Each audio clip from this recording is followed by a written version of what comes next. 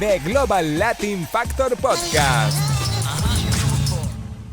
Welcome to another episode of the Global Latin Factor Podcast, where we talk about Latino everything. That's right. If you're curious about Latino content, Latino culture, or specifically today, we're going to have very special individuals. They are servicemen. We'll tell you all about that. We do stream from Fishbowl Radio Network. Fishbowl Radio Network is where we do it live. So if you're ever curious about listening to the actual live episode, there's where you can click on fprn.us. So today, I have a very special guest because I have servicemen. We appreciate your service, first of all. Thank you very much. Captain Marshall St. John and Taylor Lopez. And one more time, the last name. Sorry about that, bro. I know you just told me.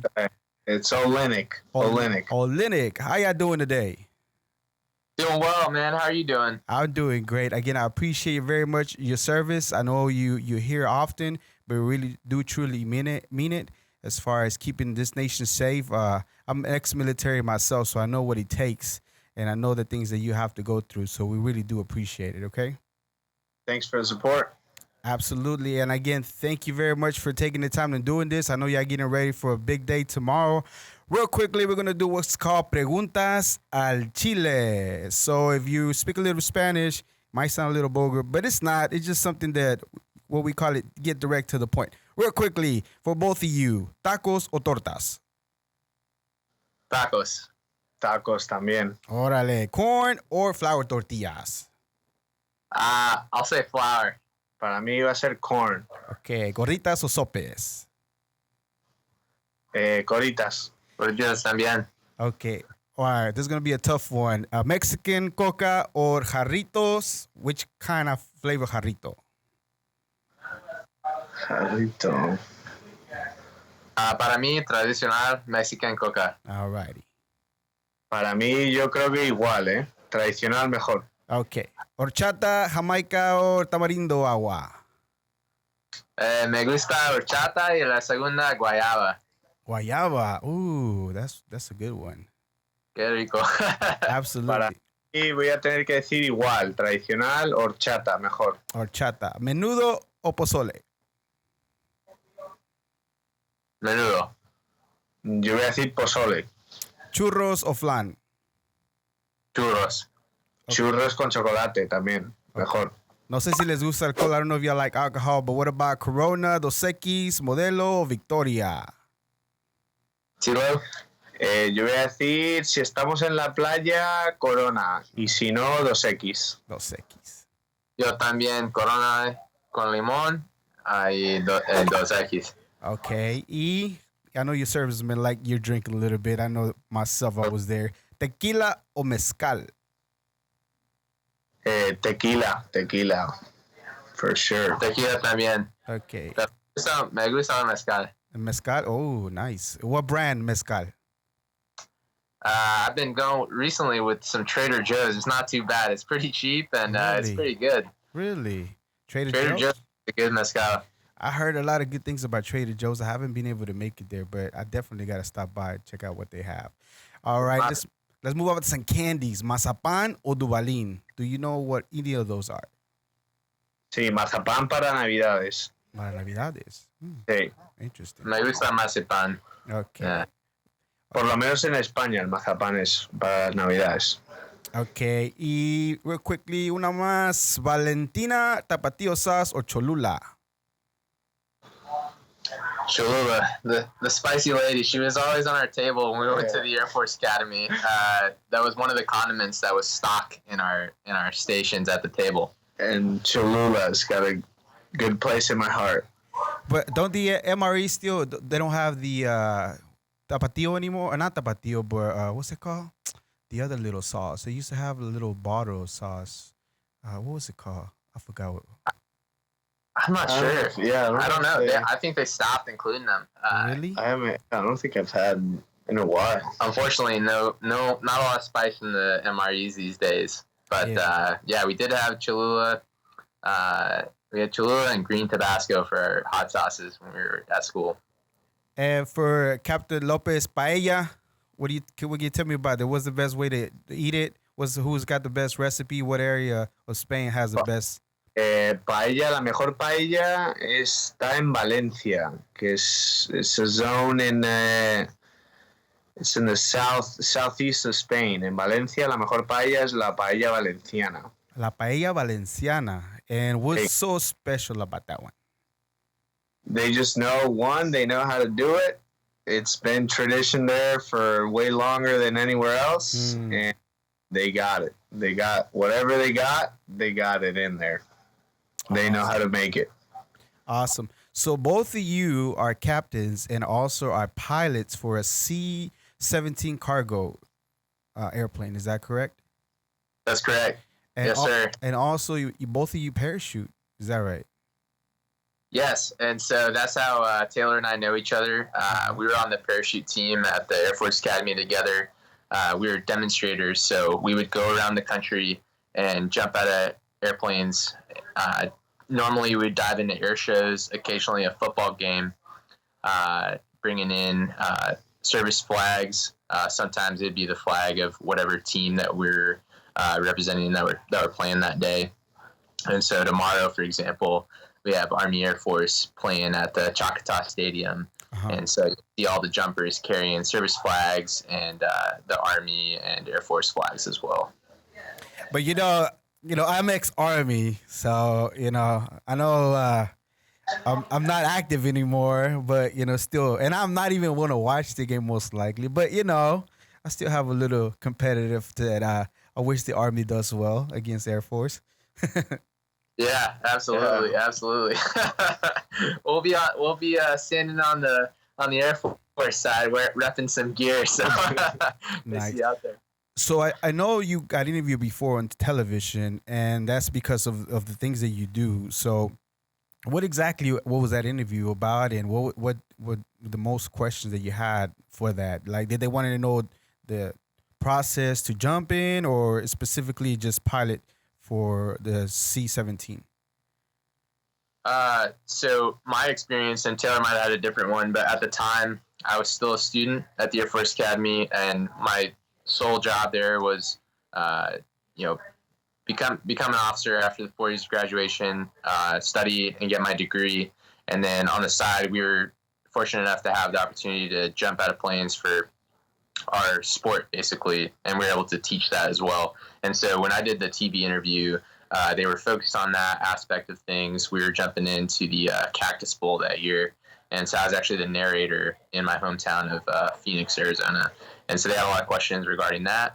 And then after graduation is when both of us pursued a career as a pilot. So, but at the time, it was very jump focused. I don't know if your interview was the same. Yeah, I think maybe slightly different. I think that most of the interviews, or most of the times that I've had to talk about either the Air Force Academy or about the jump team, or my experiences, has been to how it kind of like a process and how to get there, and what my process was in order for me to achieve these goals, and what was the process in order for me to get there. What did I have to do? What was the things that I had to do different to distinguish myself from other people, or to pursue certain things that the Air Force was willing to accept. And yeah, it was more on the process, on how I got where I got, and I'm super blessed to be in the position that I am. And yeah. Okay, so I think even when you get interviewed, a lot of the times you hope that they would ask you something specific that you might want to answer. Maybe you didn't get an opportunity to do so at that time. So I did ask earlier, Captain St. John, about the 3 questions that you wish they would have asked you at that time. So do you have one right now that you wish at that time they would have asked you, and then we can go from there? Yeah, so we had just a few minutes really to think of these questions, and it's absolutely. Given the context of the show, it can be a little difficult, but something that always comes to mind in my community, and Tilo can attest to this as well, is what is something that keeps you going and just kind of keeps that train chugging along. And so that's really a question that I would ask people that are aspiring for something is what is your drive? Because motivation comes and goes, but you gotta have something that keeps you driven and keeps that engine revved up. You know what I mean? Yeah. And so it's something, a common question is, how did you get there? Well, people are going to have varying stories, but if you have an inherent quality of drive and grit, you can accomplish anything you want. So that's something that I would like to convey to anyone that's going against a goal that might seem unattainable or, beyond their scope, is if you just keep going, don't stop moving, then that would be my answer to them, is, how you get somewhere. Okay. Is there a specific thought that you go to get that place? Sometimes, and I know where you're coming from as far as losing motivation and how you keep it going. But like, for example, for myself would be like, let's say to keep in shape. Like if I don't want to get too out of shape and not be able to keep up, then I start thinking about that, and that automatically opens my drive to, like, you need to make it to the gym whether you want it or not. You see what I mean? So do you have a specific thought that you go to try to get you to push yourself forward? I do. Yeah. Growing up, my dad always said, what one man can do, another can do. And I strongly believe that. We've been around a lot of people that we think inherit, traits that maybe we can't ever have. But at the end of the day, we're all humans, so whatever a man and woman decides to put their mind to, I think they can achieve with enough hard work is kind of the mindset I take towards that. Tilo, what do you think? Yeah, I guess the question that I would have wanted for someone to ask me is like, what are the differences between like the like Hispanic community and like the more like Americanized community, would be like, yeah, like what's the biggest difference? And like for me, my answer would be like, at least for me, like personally, everyone obviously has different options, different views and different opinions. But for me, it's like family and like the view of family and the importance of family in like the Hispanic community, because like you do tend to like rely on your family like a lot more. At least from my experience, from being like one growing up in Madrid and growing up in Spain and then moving over to the States, I saw that there was a clear distinction between like the way people viewed family here and the way that people viewed family in like the Hispanic community. Like a lot of my friends are Hispanic and like they share the same views that I do. Right. And for me, that was a strength. Like maybe some people look at it as a weakness. It's like, oh, I have to take care of my family. I have to take care of my dad. I have to take care of like my grandparents and my cousins. And for me, I saw that as a source of strength to the point where it's like, hey, like I'm doing this venue that I'm pursuing it. I'm not just pursuing it for myself. I'm pursuing it for my family, for like something greater that's like very tangible and very relatable. So for me, I drew I guess my Hispanic like heritage as a strength. Yeah, that is true, because I looked up so I started the podcast, right? The Global Latin Factor podcast. I call it that because it's a global movement, including Spaniards, is Hispanics too, because it's almost intertwined with each other, right? It's just a political name that was given to us. Really, it's you're whatever it is, we're still human beings, but we do see of all the ones that I've done before is that it's a lot of family stuff. Even like the last holiday we had, mostly celebrated in Mexico, and I don't know if Spain does Dia de los Muertos or anything like that. Yeah. But even looking at family that passed away, that we still remember our mortality, even after they're gone, we still remember them, and that's like a very strong bond, not only while we're here, but even after the fact. And that says a lot for the Hispanic community as far as our strength. And I believe there'll be a lot of people that can agree with you that it is true. It's not only yourself saying it, but a lot of people will agree that, and a lot of people from the outside that are not Hispanic or Latino that can see the same thing. That a lot of the times we're like more driven about family and things like that, and that's awesome to me. I feel like it's just an awesome thing. All right, what about question number 2? Is there any other question that you wish, Mr. Captain St. John? Tilo, you have any other questions in mind? I would say, like a lot of people do tend to focus on the successes of like a journey. Like people do look at like successful people or like how people got to a place, and and just kind of tend to focus on, hey, what did you do right, or like what were the moves that made you get here. But at the same time, like a lot of people don't focus on the negatives, because like obviously with any success journey, like hey, like what's your biggest downfall, or like what's like a mistake that you wish you didn't do, or like what were some of the obstacles, I guess, that you do overcome. I feel like sometimes we do portray the picture of like, hey, this person just gets here, like just runs over some obstacles and then he's automatically successful. I don't think that's necessarily true. Like there's definitely some dark times and some like tough times as well. Yeah, they come with that. So like, yeah, what were some of the tougher times that? Okay, so for both of you, what I know, basic training is tough, but during your time of doing our Air Force, or even can go even further back, what are some hard times? Let's start with you, Mister. Sorry, Captain Lopez. I would say like yes, like basic training and like the military does put you in some in a sense like artificial tough times, but I think that tough times do come from just like real life scenarios. For me, the biggest one was when my dad was going through cancer, and he eventually passed away, and I still had to finish my training and accomplish my training, right? So like you're there to like do a mission and to get trained up, but at the same time these are like external factors that are hitting at you, which are way more important. And for me, it's like, yeah, like when my dad was going through cancer and I was going through training, it just seemed like for me it was a tough time to try to balance both of them. Like do I finish training? Do I like drop out?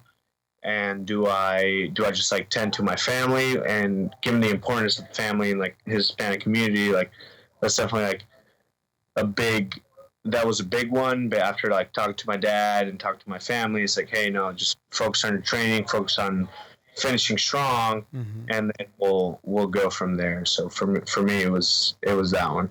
Oh my goodness, I can only imagine the frustration. First of all, I'm very sorry for your loss, and secondly, how like just going, it's tough already, basic training, because again, I don't know it's the same as far as Army and Air Force, but I know it's tough. I know it's one of the toughest parts that I've been through in my life, you know.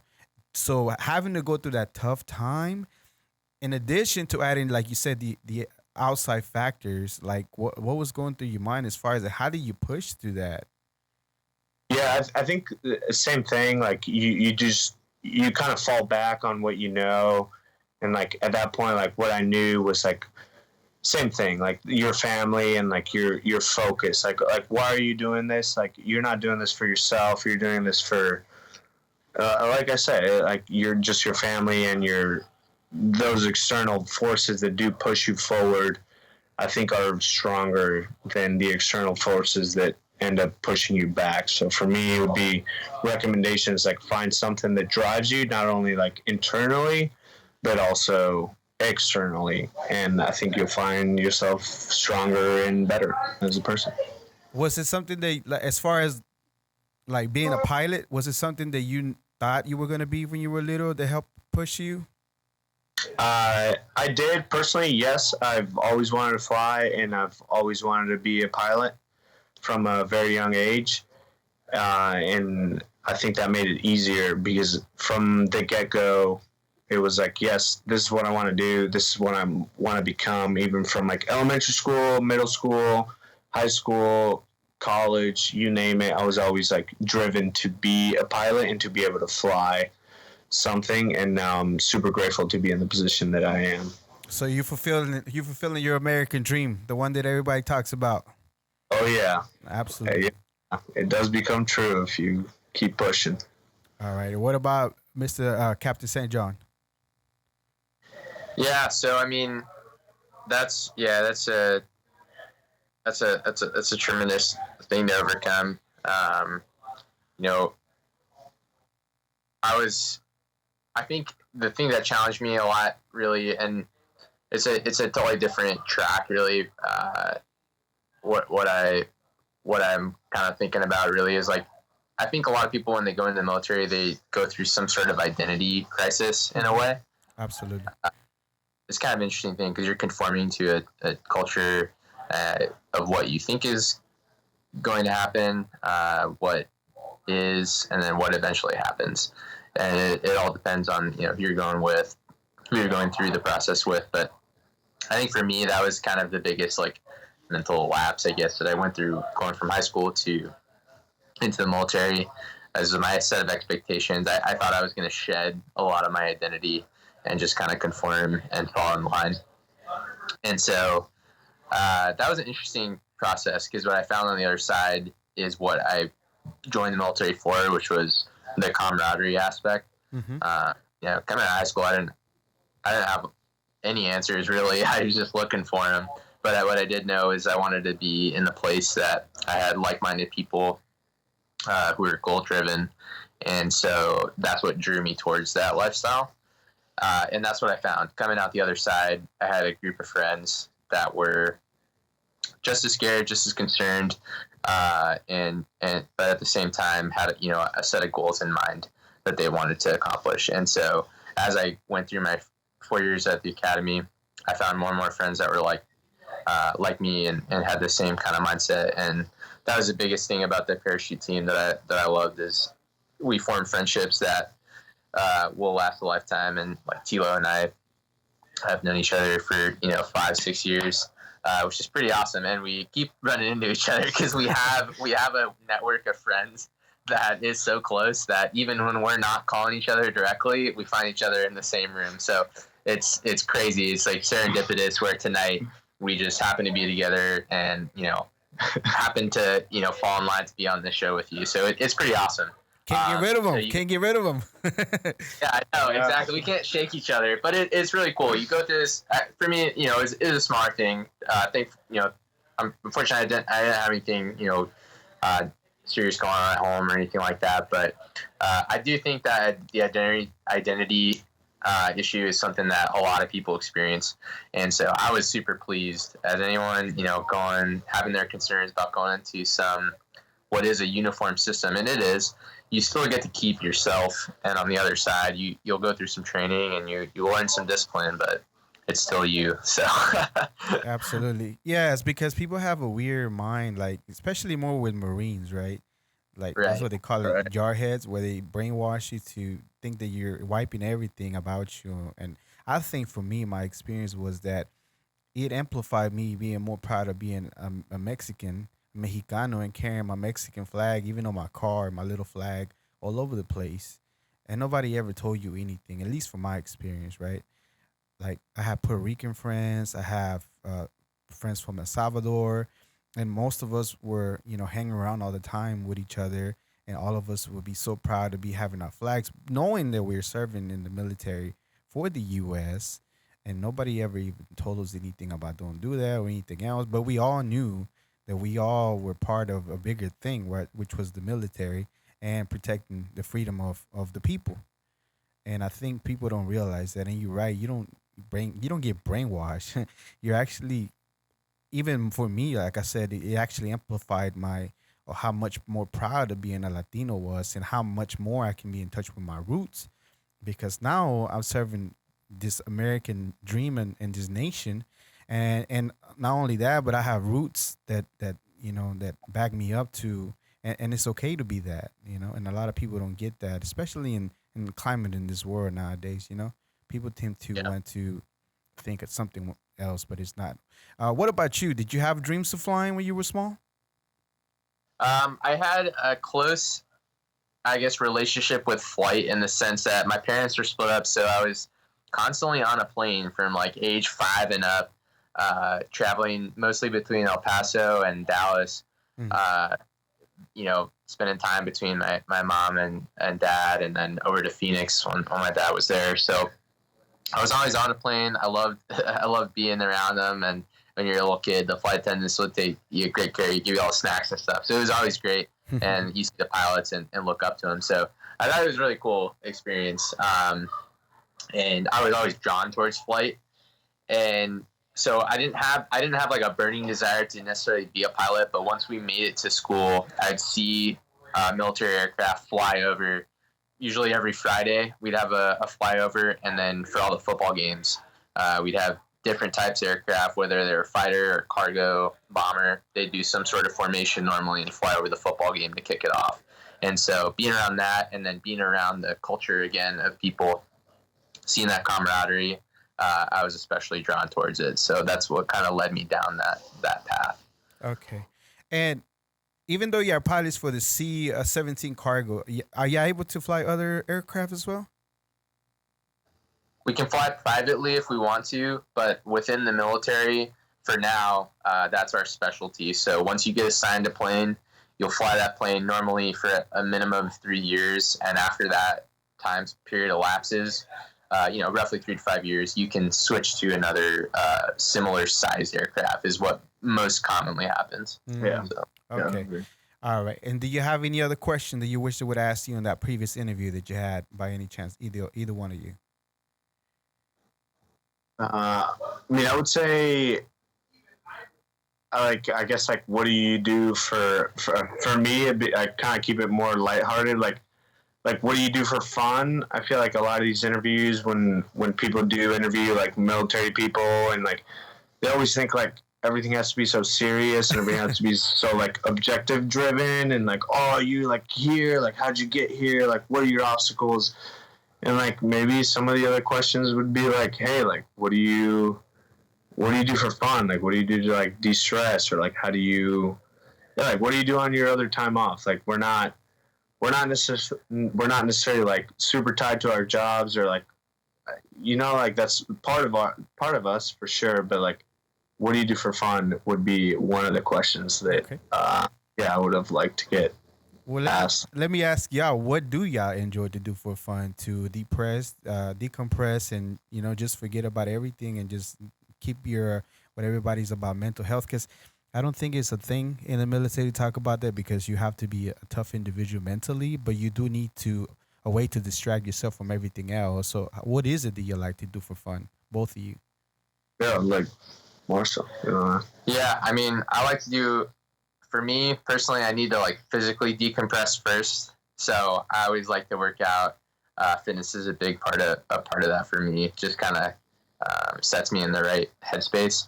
So I do find fun in like road riding, running, things of that nature, things that just kind of get my heart going.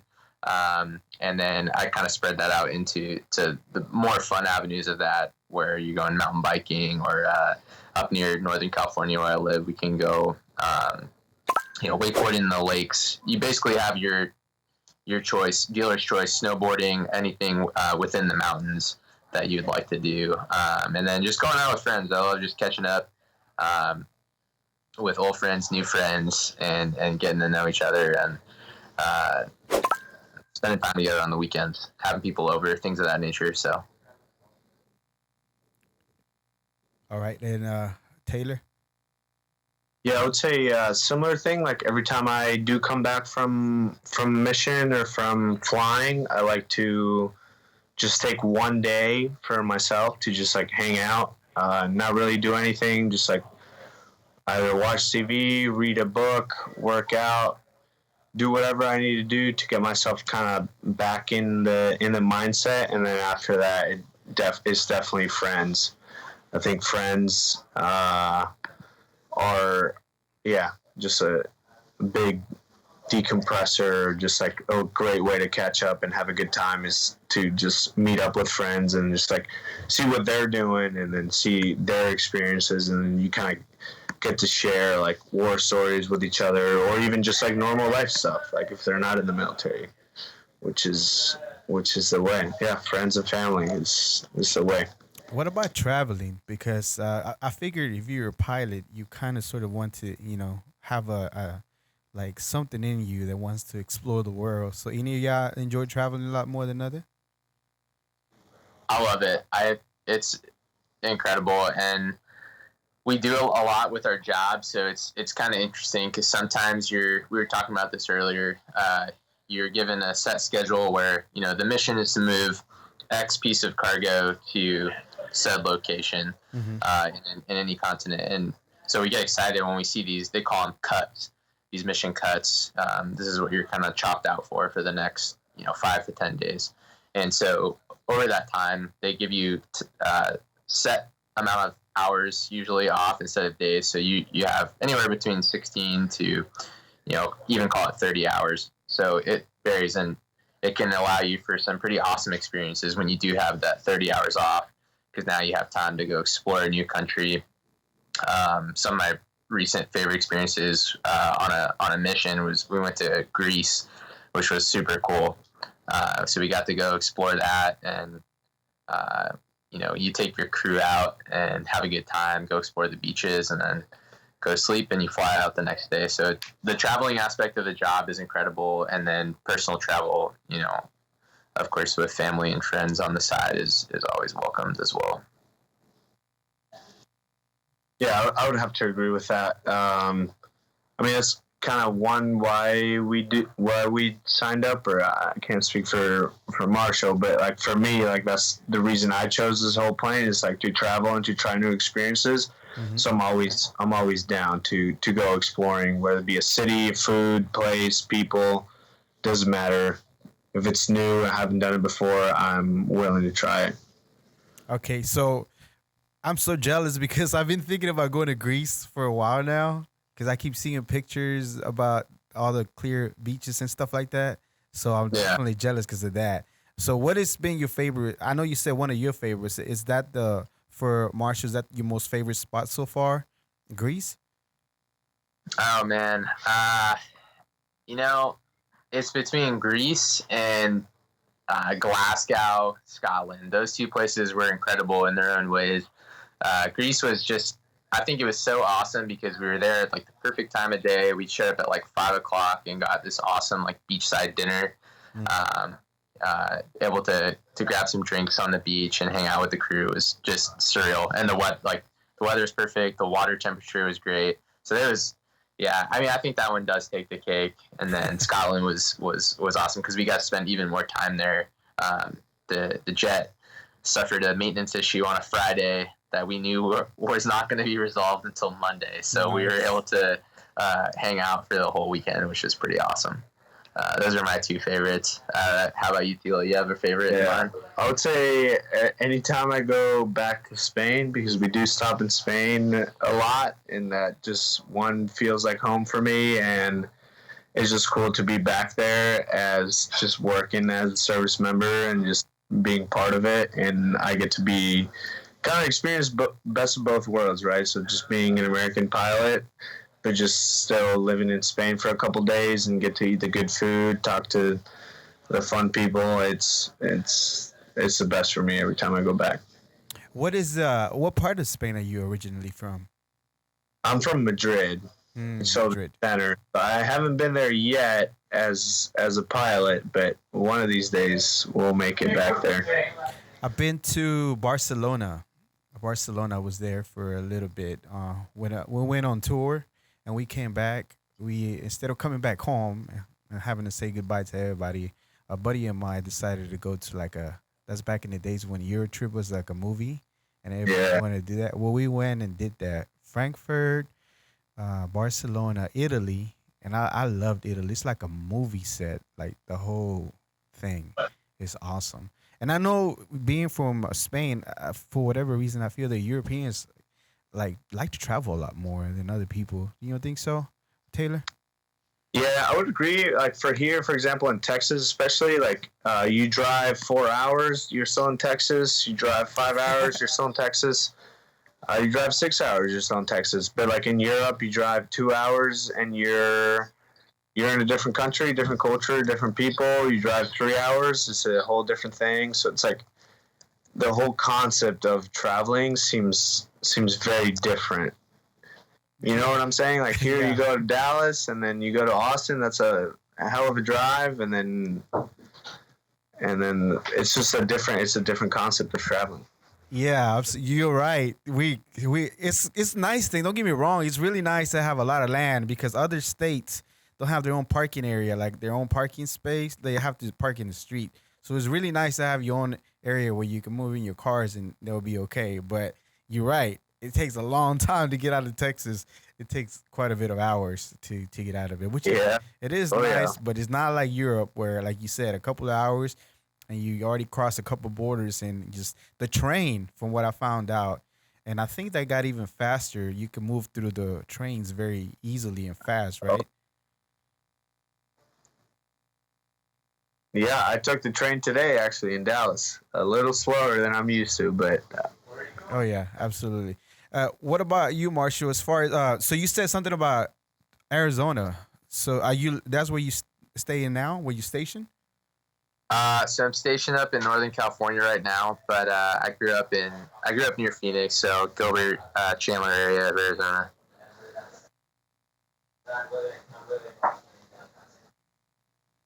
Hello, can you hear me?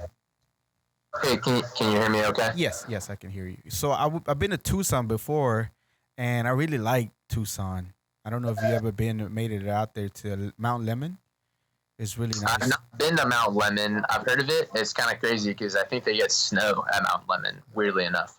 Kind of a funny thing because when I went to Colorado for school, people would ask me, like, where'd you learn how to snowboard? I told them Arizona, and they wouldn't buy it. And in the state that stays like over 100 degrees for 100 days. But yeah, so up in northern Arizona and Mount Lemon, they get snow. Awesome. So real quickly, if y'all can break it down for me, because I know we want to get something out for anybody that listened that ever thought about joining the military.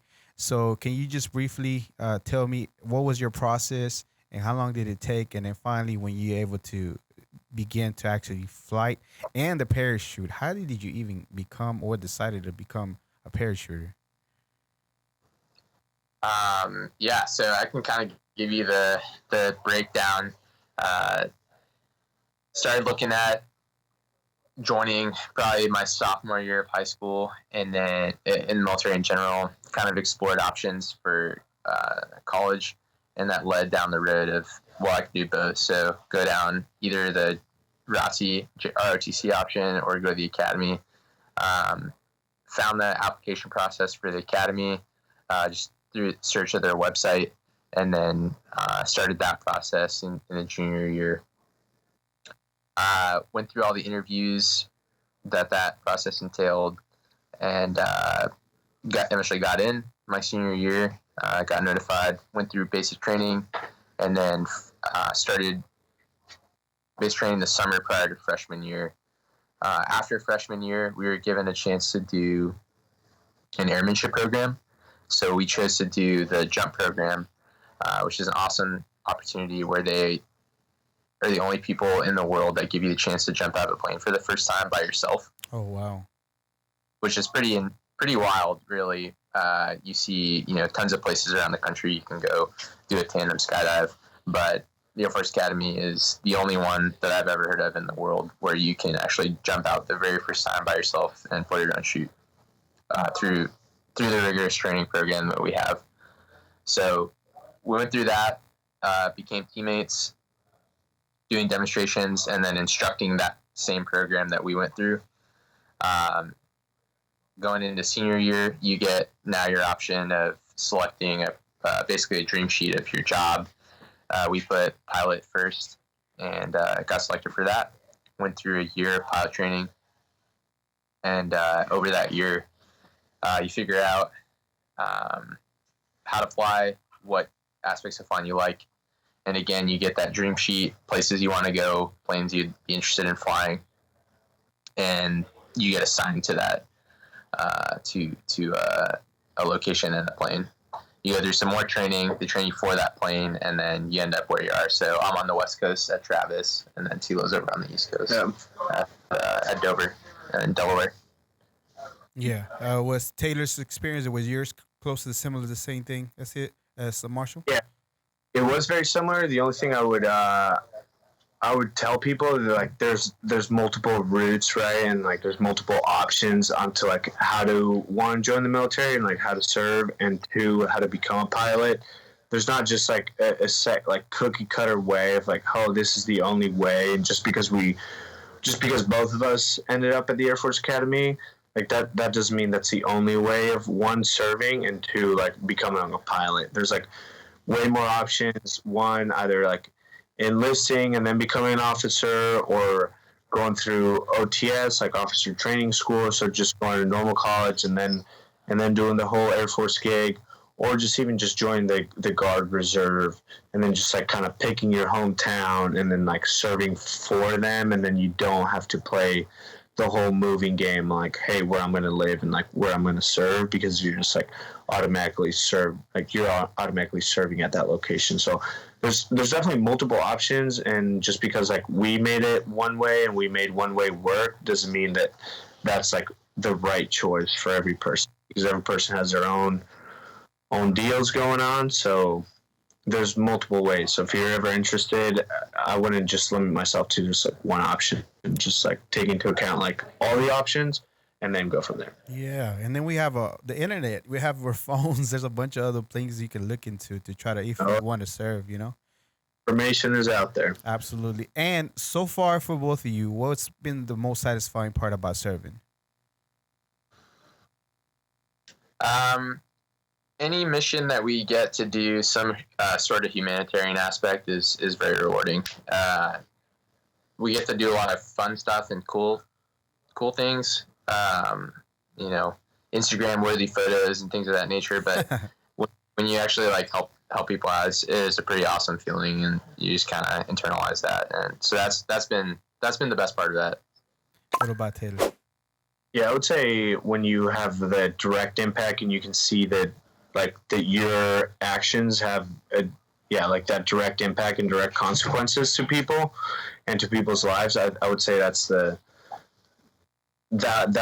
of like the more rewarding, because it's that instant gratification. Like a lot of times our job is just like, hey, move X to place Y, and you don't really understand like, hey, what's going on, and you don't really understand the bigger picture. But when you do, and you get that grasp of like, hey, if I'm moving certain piece of cargo or certain personnel or certain people, whatever it may be, and I move it to this place, then I'm having a direct impact. I would say that's most rewarding, because you get that instant feedback and instant gratification in that way. Absolutely. And imagine sometimes you're having to take people from being in country at a place and they haven't seen their family for maybe almost a year, to having them with you and take them home. You know, you might not see it, but I can assure you from my side, because we rode a C-130 before to get home, or you know, to a place where it's gonna take us home, and just being in there, be like, we don't know who the captain is, but we just like in our heads we're like, oh man, I'm so happy I'm here, even though it's the most uncomfortable ride ever. A C-130 is, but still, it's just the side. It doesn't matter, because we know we're going home, and coming from my perspective, or being as like the cargo, you can say, it'll be like, man, it feels so good, even though it's so uncomfortable. I'm going home. And that feels really good. And I don't know if y'all understand that feeling of people that y'all actually get to take home. And that's awesome. I feel that's awesome. Yeah. Now we've shared a brief moment of that ourselves, just when we're the ones being deployed for 3 months, and we get to come home and be passengers on the plane. We're very grateful for whoever's taking us back. So we've gotten a glimpse of it, but, you know, not comparable to people in, you know, some serious situations that they're getting out of. So it's definitely the best part. Oh yeah, absolutely. Okay, so tell me about your first jump. Do you remember, Marshall and Taylor, your very first jump? What can you recall from it? Because I'm pretty sure it went like super quick. Yeah, you want to lead it off? For me, I would say I don't remember the first jump at all. I do remember the second jump though, and the second jump is way scarier than the first jump, because the first jump you don't really know what you're getting yourself into, and you have an idea but you don't know, and then the second time around you're like, okay, I've done this, I know what this feels like, I don't like this, but I'm still gonna do it. Yeah. And my second jump was way more memorable, just because you've already done it and then you're about to do it again, and you know what you're getting yourself into. So like for me, the first jump was just like a blur, I don't remember at all. Like I was like, all right, we're jumping, we're in the air, and then now all of a sudden under my parachute and I land. But the second jump was, just a little more nerve wracking. And how many jumps have you done so far?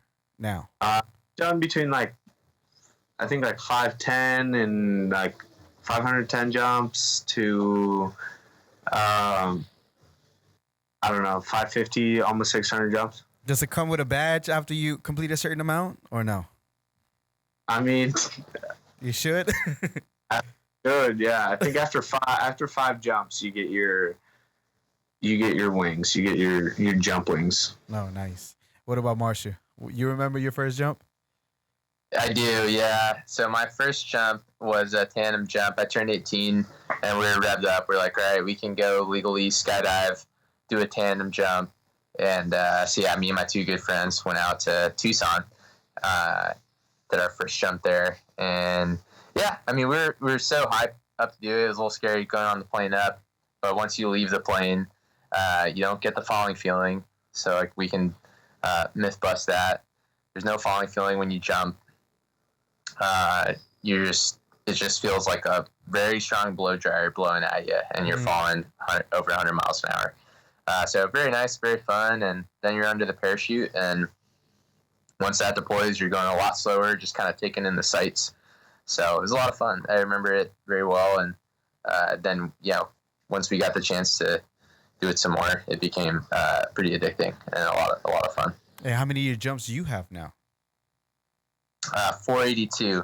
482. Yeah. All right. So you got your wing. You got some wings now. I got some wings. All right. So we're gonna go ahead and end it here shortly. So real quickly, what are y'all seeing as far as your career? Any of you are lifers, or do you think that maybe commercial pilot will be? Because most likely y'all already racked up the hours for commercial. But where do y'all see yourselves going, or do you think you're gonna be staying in for some time? We both have a commitment to the Air Force, so we'll both be in roughly another 7 years at a minimum, and a lot can happen in that time. So we're both going with the next assignment as it comes. Like I mentioned before, those assignments are 3 to 5 years, so we have a lot of time to kind of look into that, see how the career life develops, family life develops, and kind of go from there. For myself at least, I love flying, so I'd like to do that as long as I can in any capacity. So, whether that's in the military or on the commercial side, just want to keep doing that and instruct it. And so I'm enjoying it while I'm in it, and we'll see what go from there. Okay. What about Taylor? Yeah, I think I agree. For now, don't close any doors that you don't want to close because you never know. I mean, we still owe 7 years, and a lot of stuff can happen in 7 years, and like you might want to stay in. And there's a couple avenues that would be very beneficial and very interesting to stay in the military and to continue serving in that capacity. And then obviously there's the lucrative side of just joining the airlines. But at the time, I don't want to close any doors. Just keep doing my best, and then we'll see when the time comes. All righty. So again, I really, truly do appreciate your service, of course, and for taking the time to do this. So tomorrow is Army versus Air Force. So what is it that y'all are expecting to see? Because I'm thinking on my mind, started imagining, because I only seen it on TV. So what is it that we expecting tomorrow in the game? This is going to be streaming live now. I'm going to do the podcast on YouTube at a later time, and I will send y'all the links. However, what we expect tomorrow to see as far as what y'all going to be doing? I think it's going to be Air Force 20 and then Army 17. It's going to be a close game, but it's going to be 2017. 2017? Yep. As much as I want to say that Army is going to take it, I haven't seen much from the last few games that I've seen. So, yeah, I'm pretty sure that, pretty right. Even though I want to say no. It's been so many years. I mean, at the military and Army, but still, it's so tough when I see them playing. I just don't see it going anywhere. But, go Army all the way still. Oh, my God.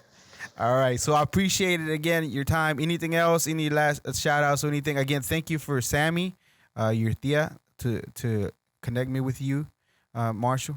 And again, I can't thank you. I know I said it a million times, but you don't understand the fact that you're a captains, both of you, right? And it's like being Latino and to do what we do and to put this out there to somebody maybe can listen to, and especially both of y'all being so like motivated and at least have the mentality and strong minded to try to push through and let somebody know that it's doable, especially for Taylor to come all the way from Madrid and having to go through the things that you have, and Marshall for moving a lot of the times and going through the divorce to becoming part of the military and captains and pilots and parachuters. I think is a huge accomplishment, and I do appreciate that. And I don't know if y'all know that. And if anybody's told you recently, I was thinking because I do a motivational moment, I'm proud of y'all for doing that. And I think y'all are an inspiration if anybody to listen to this to possibly, continue to live their dream or even take a path to joining or becoming a captain or a pilot. So thank you very much. I appreciate it. Thank you, Chris. I really appreciate it. Thanks for having us on your show, and thank you to my tia, Sammy, for the opportunity. I just showed up in Dallas like an hour and a half ago, and I met up with Taylor, and she gave me a call and said, "Hey, you wanna hop on this awesome show?" And I said, "Absolutely." So hopefully we will be able to shed some light on what we do, give people some info, and if anyone's looking down that path, feel free to contact us. My name is Marshall St. John Taylor Lopez. So look us up on Facebook, reach out, and love to spread the word. So thanks again. Yeah, thank you so much for having us on your show. It's been awesome. So I will have it on YouTube and I will have it on Spotify and all the other outlets for podcasts. As soon as I have it out, probably in a week or so or two, I'll send it out to y'all so y'all want to check it out. And again, thank you. Good luck to everything you do. Stay safe, and I appreciate you. Until next time, okay? All right, thanks, Chris, and take care. All right, y'all have a good one. All right, you too. All righty, so this is the episode. And again, this is the Global Latin Factor podcast. And we are just like you. We are the spice in this global melting pot. And it is the world. Until next time.